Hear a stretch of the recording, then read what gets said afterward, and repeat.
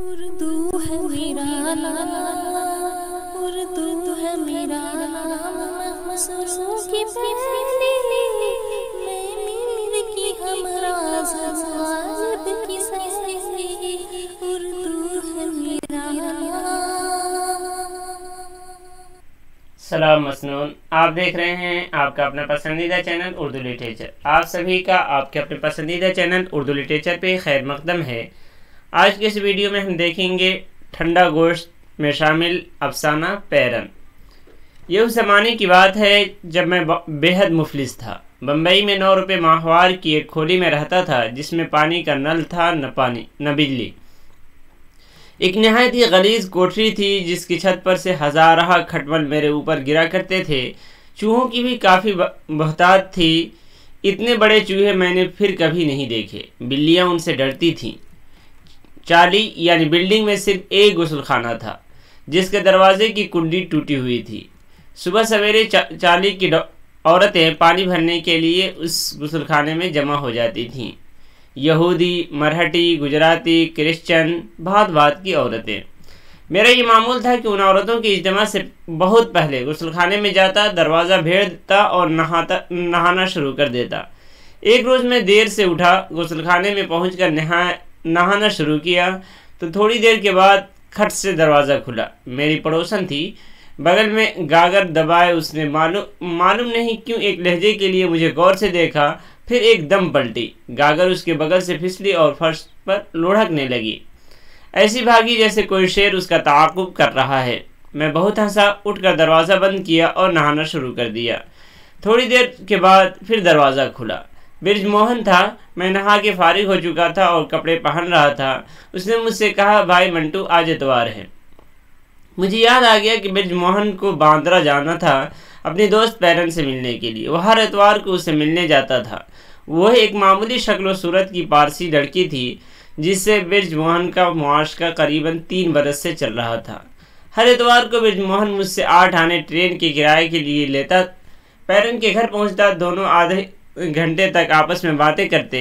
برج Mohan illustrated weekly کے cross word puzzle کے حل اس کو دیتا اور چلا آتا۔ وہ بیکار تھا، سارا دن سر نیوڑائے یہ پزل اپنی دوست پیرن کے لیے حل کرتا رہتا تھا۔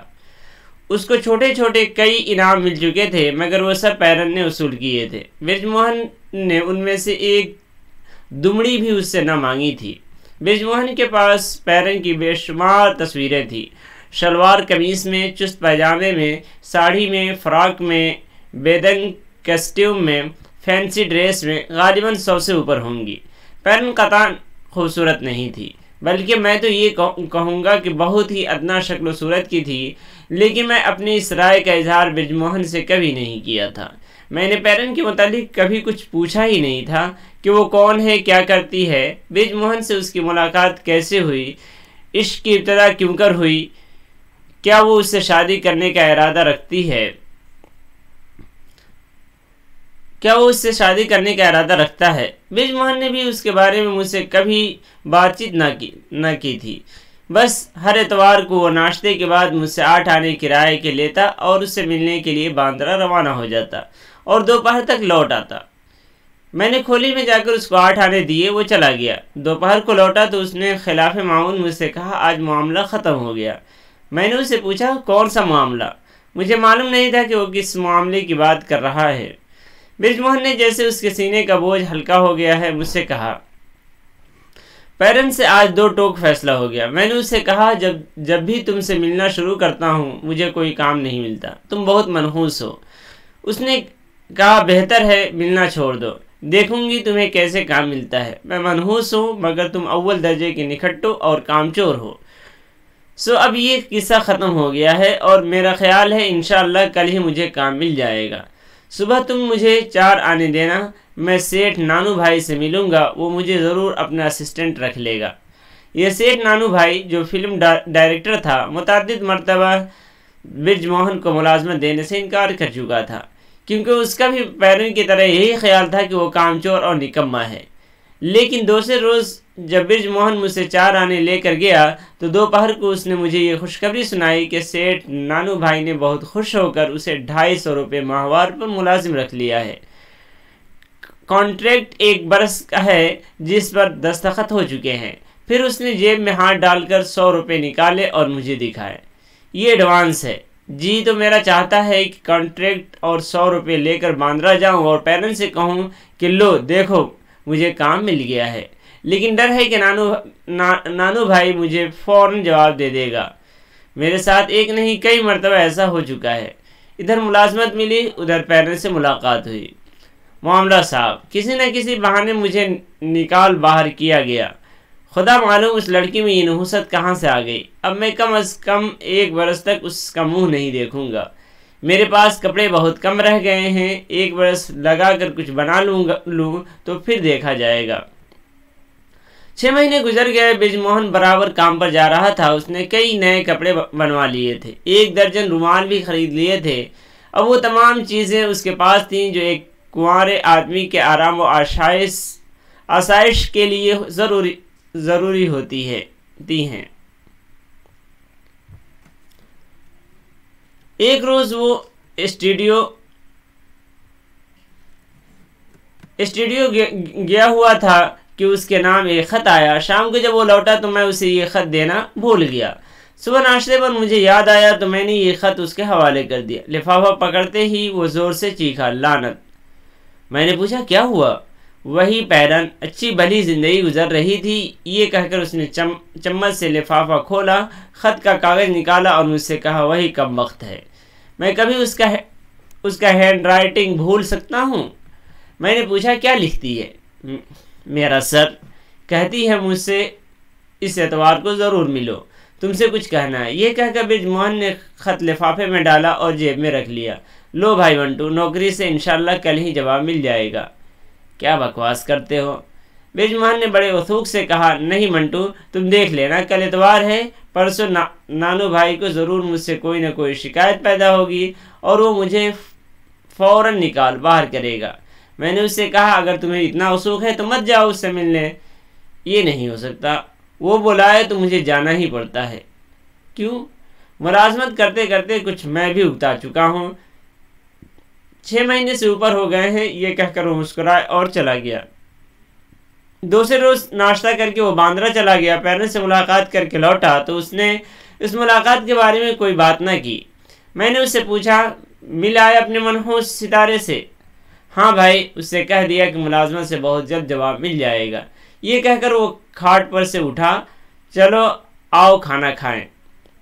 ہم دونوں نے حاجی کے ہوٹل میں کھانا کھایا۔ اس دوران میں پیرن کی کوئی بات نہ ہوئی۔ رات کو سونے سے پہلے اس نے صرف اتنا کہا، اب دیکھتے کل کیا گل کھلتا ہے۔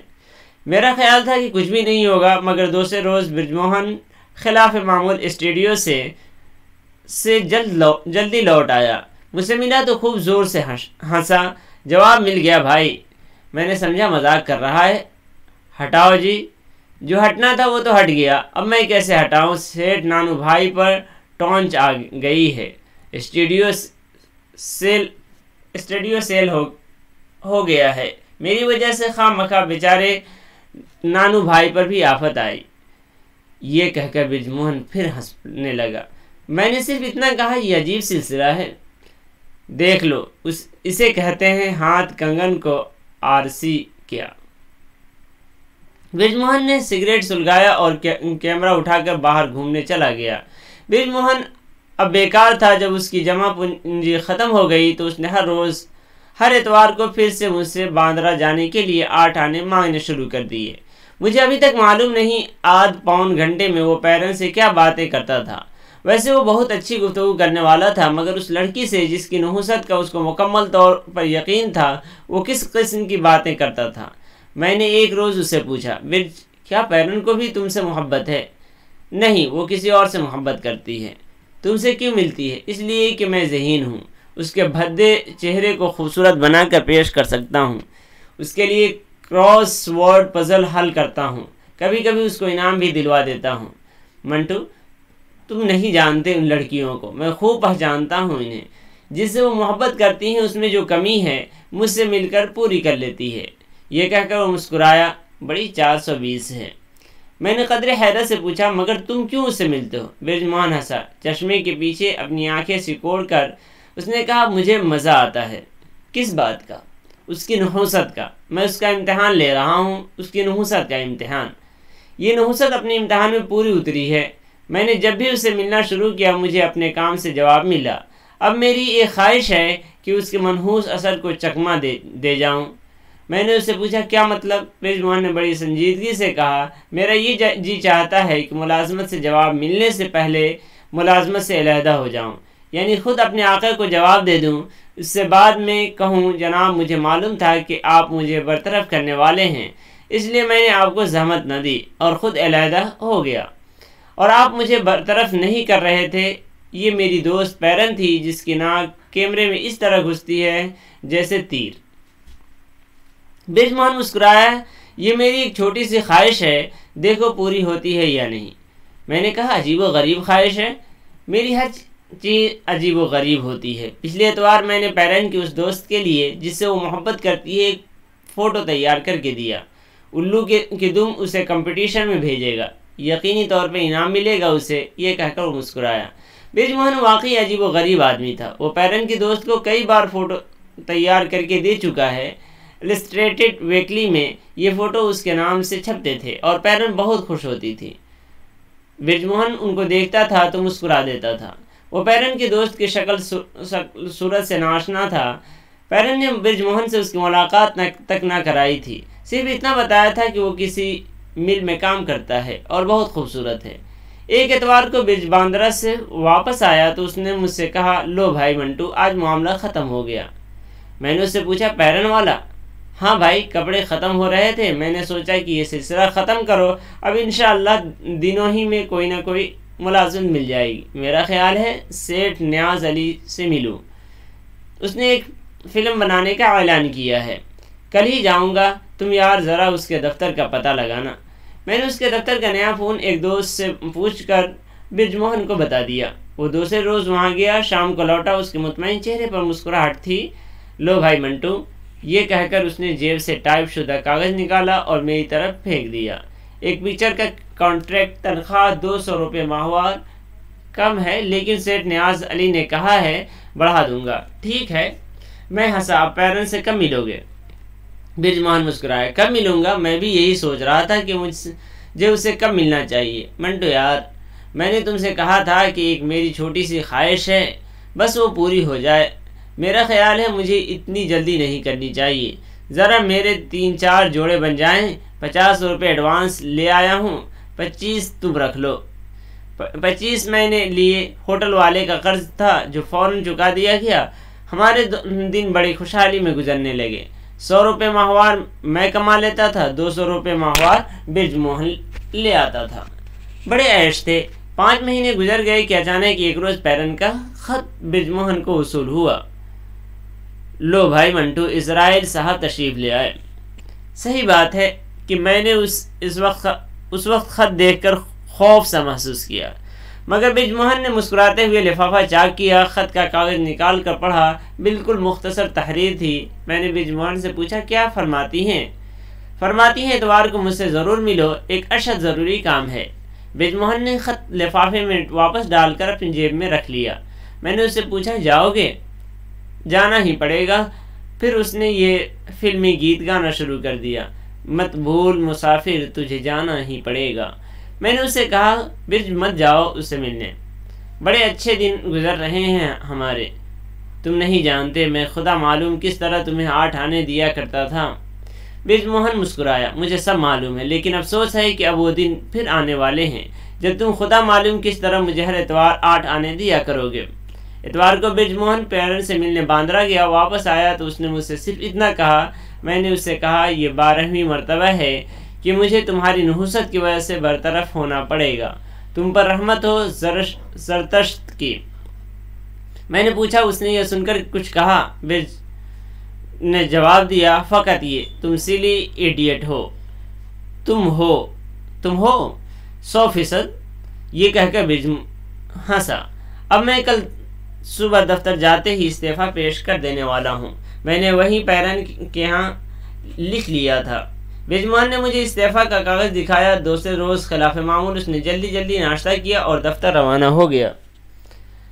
شام کو لوٹا تو اس کا چہرہ اترا ہوا تھا۔ اس نے مجھ سے کوئی بات نہ کی۔ مجھے ہی بالآخر اس سے پوچھنا پڑا، کیوں برج، کیا ہوا؟ اس نے بڑی نا امیدی سے سر ہلایا۔ کچھ نہیں یار، سارا قصہ ہی ختم ہو گیا۔ کیا مطلب؟ میں نے سیٹھ نیاز علی کو اپنا استعفیٰ پیش کیا تو اس نے مسکرا کر مجھے ایک آفیشل خط دیا۔ اس میں یہ لکھا تھا کہ میری تنخواہ پچھلے مہینے سے 200 کے بجائے 300 روپے ماہوار کر دی گئی ہے۔ پیرن سے برجموہن کی دلچسپی ختم ہو گئی۔ اس نے مجھ سے ایک روز کہا، پیرن کی نحوست ختم ہونے کے ساتھ ہی وہ بھی ختم ہو گئی اور میرا ایک نہایت دلچسپ مشغلہ بھی ختم ہو گیا۔ اب کون مجھے بیکار رکھنے کا موجب ہوگا؟ افسانہ لکھا گیا 27 جولائی 1950۔ اس ویڈیو میں صرف یہ افسانہ، پھر ملتے ہیں اگلے ویڈیو میں اس کے خلاصے کے ساتھ۔ تب تک دیجیے اجازت، اللہ حافظ، اور کوشش کریں کہ اپنے دوستوں تک اسے شیئر کریں۔